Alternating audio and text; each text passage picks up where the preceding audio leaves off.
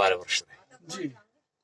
यहीं आपने 2004 में जो आए तो इसी में रहा, ये खाली था कुटिया। जी इसी में तो इसी में रहा। यहाँ देखा है नजदीक है भगवान का मंदिर भी है, धर्म कुंड है, जी तो यहीं पे मेरे को मन जम गया।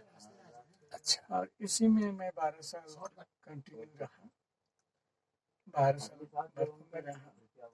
और ये नेचुरल गुफा, ये नेचुरल गुफा है किसी ने बनाया नहीं, बनी ये देखिए नेचुरल गुफा बनी हुई थी महाराज जी 12 वर्ष इसी कुटिया में रह करके उन्होंने घोर तप किया है और पहले उतनी जब व्यवस्था नहीं बद्रीनाथ थी। भगवान के पट बंद हो जाते हैं तब भी आप इसी में रहते जी हैं जी जी, बाहर नहीं निकलते बिल्कुल नहीं पूरा ढक जाती है बर्फ से। बर्फ से ढक जाती है फिर ऑक्सीजन आपको कैसे प्राप्त होती है हटाना पड़ता है बेलचा से।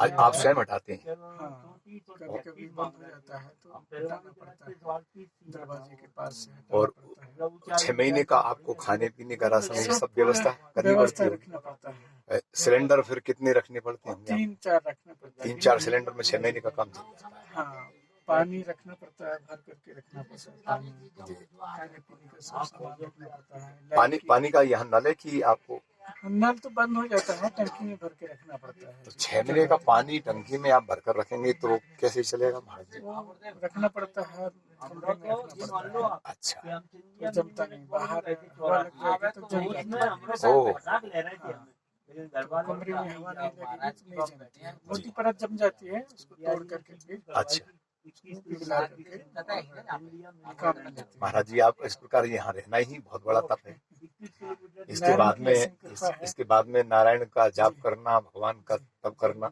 ये तो बहुत बड़ी साधना है सब बारिश का टाइम में पूरा गीला हो जाती है, पूरा पानी छूटा है। जी बारिश 3-4 दिन होता है, इसलिए पन्नी लगा रखी है। अब महाराज जी मैं वो प्रश्न पूछना चाहता हूँ जो आपसे मैंने पूछा था कि आपको यहाँ कौन किस आत्मा की अनुभूति हुई दिव्य आत्माओं की अनुभूति हुई सो आप बताइएगा देखिए ऋषि मुनि जी होते हैं, सूक्ष्म से आते रहते हैं, स्नान करने आते हैं। जब हम कुंड भी जाते थे 3 बजे हमारा ऐसे टाइम रहता था फिक्स, जी चाहे जितना भी बर्फ गिरा रहे। हाँ तो उस समय बिल्कुल सुनसान रहती है बर्फबारी के कारण, और यहाँ प्रतिबंधित क्षेत्र है, परमिशन लेकर के रहना पड़ता है। तो यहाँ जब हम कुंड पे जाते हैं तो किसी कुंड में हलचल की आवाज़, पानी में हलचल की आवाज़, जिस साधना में हम बैठे हैं तो कोई दरवाजे खिड़की से टक टक की आवाज़ें ऐसे कर देना, तो कभी देखा तो उठ के कोई है ही नहीं, कोई नहीं आवाज़ आ रही है। एक बार तो बच्चे की आवाज़ आई, पुलिस वाले रहते हैं यहाँ, 2-3 कर्मचारी रहते हैं, माना में IT और आर्मी रहती है, तो ये सब रहती है। तो पुलिस वालों के एक बार ऐसे आवाज़, बच्ची की आवाज़ आई। अब टाइम पास करने के लिए उन लोगों का क्या साधन है, तो ताश खेलते थे तो शोरगुल बहुत करते थे। अच्छा तो बच्ची की आवाज़, यहाँ शोरगुल मत करो, ऐसा आया। अच्छा तो दूसरे दिन मेरे को आकर के बोला महाराज जी ऐसी बात है। बोला मैं समझ गया कि लक्ष्मी जी आई है। तो उस समय क्यों भगवान जो है 6 महीना समाधि में रहते हैं जी, तो समाधि में रहने का कारण वो डिस्टर्ब, कोई हल्ला शोरगुल होगा तो होगा, डिस्टर्ब होगा, इसलिए लक्ष्मी जी वार्न कर रही कि हल्ला शोरगुल मत करो जी। तो हम समझ गए कि लक्ष्मी जी आए हैं।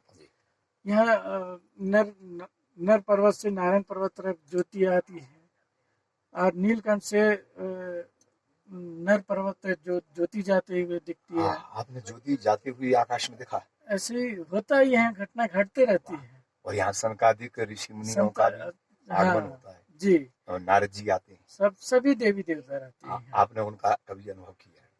तो अनुभव तो होते ही रहता है। घंटा कर्ण जी हैं, माना से घंटा कर्ण जी आते हैं यहाँ बद्री विशाल जी के मिलने के लिए, इस क्षेत्र को रक्षा करने के लिए। घंटा कर्ण की मंदिर है, परिक्रमा मार्ग में है, बाहर में। तो वो साक्षात यहाँ विराजते हैं, आते हैं, माना से आते हैं, क्षेत्रपाल है। हाँ, क्षेत्रपाल है। उनकी आज्ञा से ही यहाँ कोई रह सकता है। ऐसा कहा गया है कि भगवान ने उनको नियुक्त किया है कि जो भी रहेगा यहाँ बद्रीनाथ और तपस्या साधना करना चाहता है और रहना चाहता है, निवास करना चाहता है, उनकी आज्ञा के बिना कोई नहीं रह सकता।